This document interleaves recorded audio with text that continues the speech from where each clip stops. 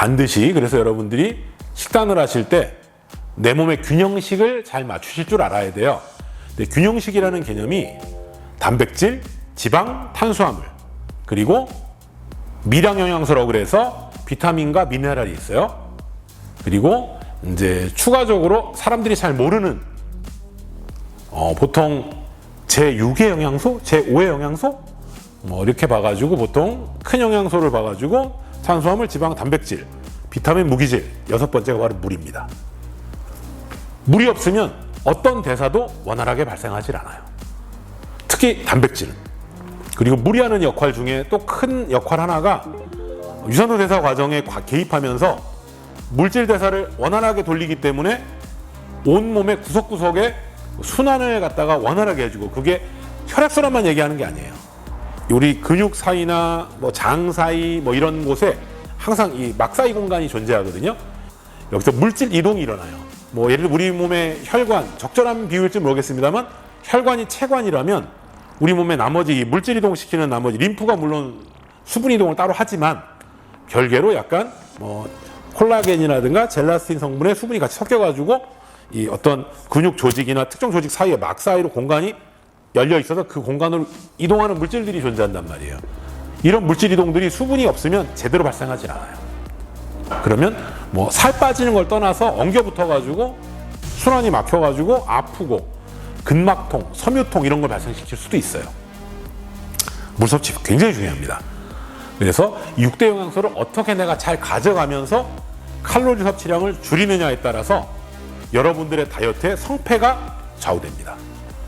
일반적으로 건강하신 분이라는 전제하에서는 일단 단백질 섭취량은 내가 운동을 하면서 빼겠다 그러면 체중 대비 1.4g 정도.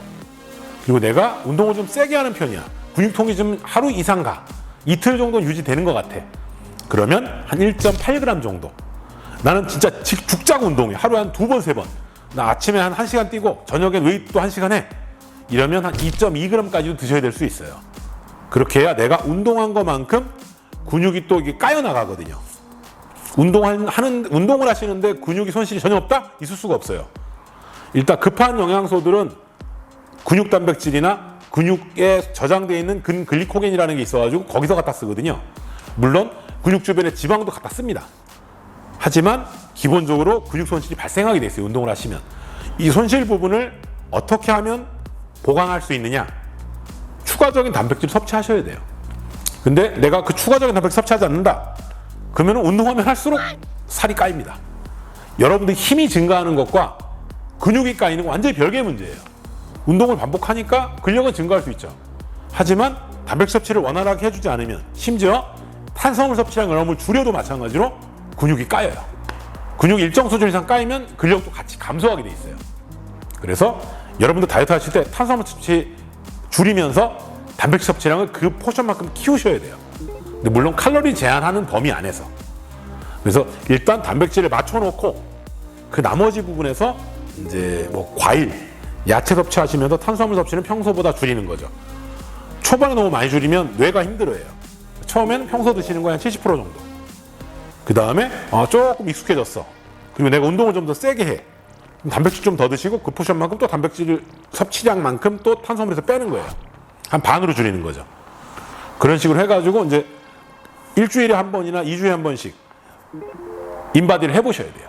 그래서 내가 하고 있는 것이 실제로 어느 부분을 감량하고 있는지, 근육을 빼고 있는지, 지방을 빼고 있는지, 아니면 수분이 빠지고 있는지, 요거를 보면서 하지 않고 그냥 하시면 한 달 했는데 결과는 말짱 도루묵인 거예요.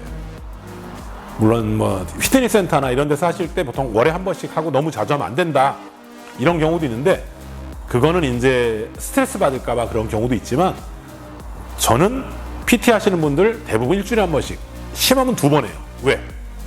오늘 했는데 살이 쪘어. 근육이 빠졌고. 그러면 3일이나 5일 후에 다시 재겠다 얘기합니다. 그러면서 주의하라는 거죠.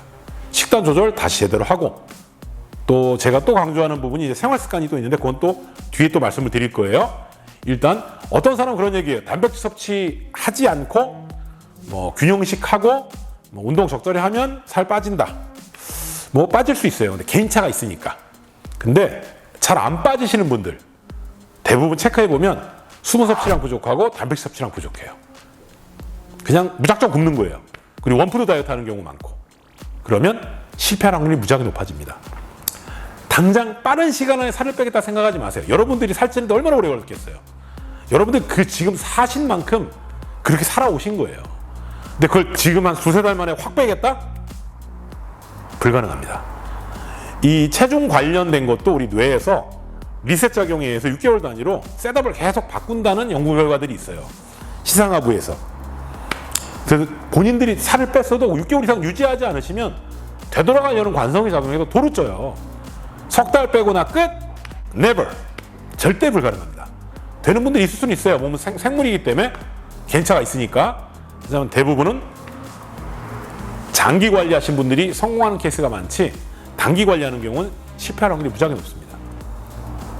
근데 일상생활 하시면 단백질 섭취하시고 때 맞춰 먹고 쉽지 않은 건 알아요. 근데 빼고 싶잖아. 빼려면 대가를 치러야죠. 그 대가가 뭐예요? 무작정 굶는 게 아닙니다. 규칙적으로 먹고 균형식으로 섭취하고 단백질 섭취 챙기고 물 많이 마시고 요게 일단 식단에서 여러분들이 지켜야 될 부분이에요.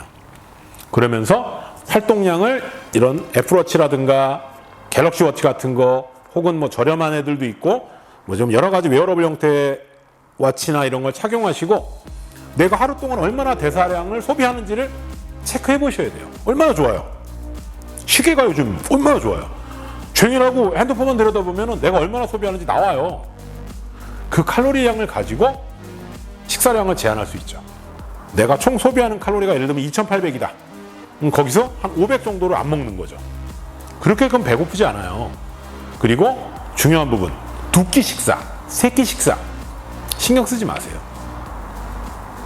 저한테 다이어트 하시는 분들이 의아해하는 경우가 있는데 어떠냐? 난 5끼 먹입니다. 이 뭔 개소리야! 최소 5끼 드셔야 살이 빼는데 좀 건강하게 장기적으로 뺄 수 있어요. 두세 시간 간격으로 몸에 자꾸 뭘 넣어줘야 돼요.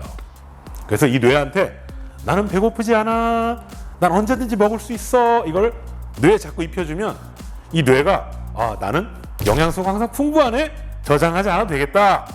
저장을 하는 것을 점차 줄이기 시작합니다. 잉여열량이 계속 발생하니까 시간별로.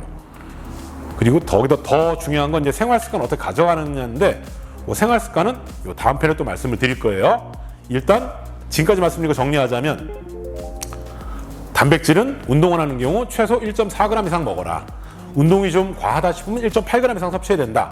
운동이 한 2시간 이상 되고 세게 운동하고 여러 가지 운동을 같이 한다면 2.2g 정도 섭취하셔야 된다. 그럼 그거만큼 칼로리가 이제 발생하거든요. 그 칼로리만큼을 탄수화물에서 줄여 나가는 거예요.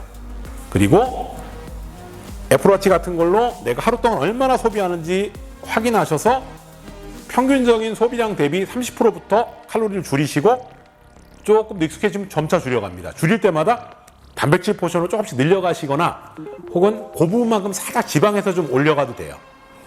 이게 재밌는 게 탄수화물은 대사열이 되게 낮아요. 근데 단백질이 대사열이 더 높아요. 먹은 거 중에 한 3분의 1 정도는 나가다 보셔도 돼요. 그러니까 칼로리가 많이 먹었지만 그게 다 내 몸에 남지 않아.